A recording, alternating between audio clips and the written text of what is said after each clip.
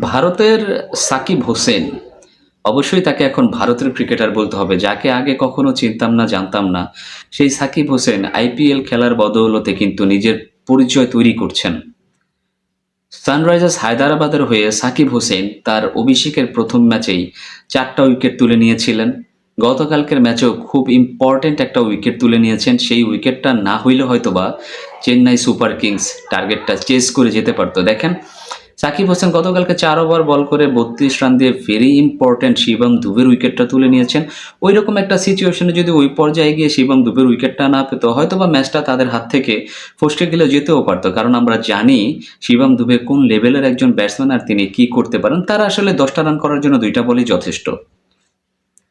এখন কথা হচ্ছে সাকিব হোসেনকে নিয়ে কথা বলতে চাই। এই সাকিব হোসেন একদিনে তৈরি হয় নাই। অনেক স্ট্রাগলের গল্প আছে, অনেক কষ্টের গল্প আছে, অনেক হেরে যাওয়ার গল্প আছে, অনেক ব্যর্থতার গল্প আছে। সাকিব হোসেন হচ্ছেন নিতান্তই গরিব ঘরের একজন সন্তান।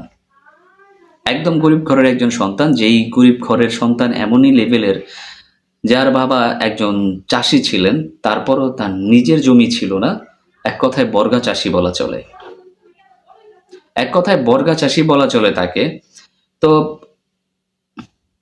তার মা, সাকিবের বাড়ি হচ্ছে বিহারে। তো তার মার কাছ থেকেই শোনা, তার মার মুখের গল্প। সাকিব হোসেন যখন ক্রিকেটটা খেলতেন, তখন তার স্পাইকওয়ালা জুতো ছিল না বলে তিনি ঠিকমতো বল করতে পারতেন না, কিংবা বোলিংটা করতে গেলে তিনি ব্যথা পেতেন, যেহেতু তিনি একজন পেসার। তো মাঝে, মাঝে সংসারের কারণে তিনি ট্যাপ টেনিস ক্রিকেট খেলতেন। ৫০০, ১,০০০, ২,০০০ টাকা করে যেই টাকাটা ইনকাম হতো তিনি সেটা সংসারের পেছনে খরচ করতেন। তো একদিন যখন এই সাকিব হোসেন ক্রিকেট খেলতে গেলেন, তখন হোঁচট খেয়ে পড়ে গেলেন। তখন যখন তাকে জানানো হলো যে একটা স্পাইকওয়ালা জুতো কেনার জন্য, সেই স্পাইকওয়ালা জুতোর দাম ছিল ১৫,০০০ টাকা।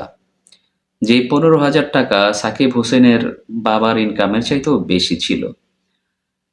তো সাকিব হোসেন তার মার কাছে বলতে পারছিলেন না তার এই কথা। তারপরে একদিন যখন না পারলেন, তিনি কেঁদে কেটে এসে তার মার কাছে যখন সম্পূর্ণ ঘটনাটা ব্যাখ্যা করে বললেন, তখন তার মা তার সর্বশেষ যে সম্বলটুকু ছিল, তার গহনা, সেই গহনা বিক্রি করে সাকিব হোসেনকে স্পাইকওয়ালা জুতোটা কিনে দেন।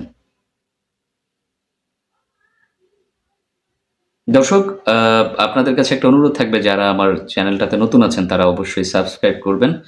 সাবস্ক্রাইব করে আমার পাশে থাকবেন। তো আমার কাছে মনে হয় যেটা, প্রতিটা সফলতার পেছনেই অনেক ব্যর্থতার গল্প লুকানো আছে, অনেক অধ্যবসায়ের গল্প লুকানো আছে। সাকিব হোসেন যদি তখন সেই স্পাইকওয়ালা জুতো কিনতে না পারতেন, তিনি যদি ক্রিকেট খেলাটা ছেড়ে দিতেন, তাহলে হয়তোবা তিনি কখনোই এই পর্যায়ে আসতে পারতেন না। সাকিব হোসেনের মা হয়তোবা চাইলে ছেলের সেই স্বপ্নকে সেদিন গলা টিপে হত্যা করতে পারতেন।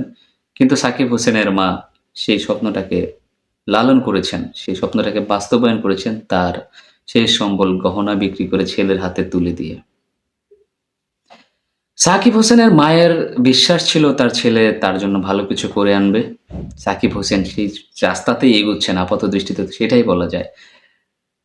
মাত্র ৩০ লাখ রুপিতে সানরাইজার্স হায়দ্রাবাদ এবার তাকে দলে ভিড়িয়েছে অনেক চেষ্টার পর। এর আগে তিনি কেকেআরে খেলেছিলেন, সিএসকের বোলিং ক্যাম্পে ছিলেন, বাট খেলার মতো সুযোগ হয়নি। এবার সানরাইজার্সের হয়ে খেলা যখন শুরু করলেন, তখন ২ ম্যাচে ৫টা উইকেট তুলে নিলেন এবং খুব ইম্পর্টেন্ট পর্যায়ে দলের জন্য পারফরমেন্স করে দলকে জেতাতে সাহায্য করছেন।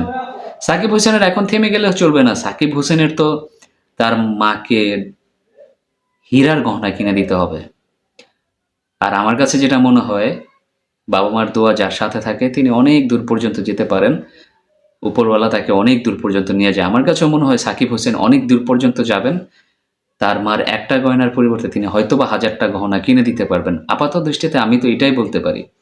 আসলে এই ভিডিওটা সাকিব হোসেনকে নিয়ে বলার পেছনে রিজন হচ্ছে যে, এটাই বোঝাইতে চাই যে জীবনে কখনো চেষ্টা থামিয়ে দিতে হয় না। জীবনে কখনো থেমে যেতে হয় না। জীবন আপনাকে বিভিন্ন পর্যায়ে নিয়ে যাবে।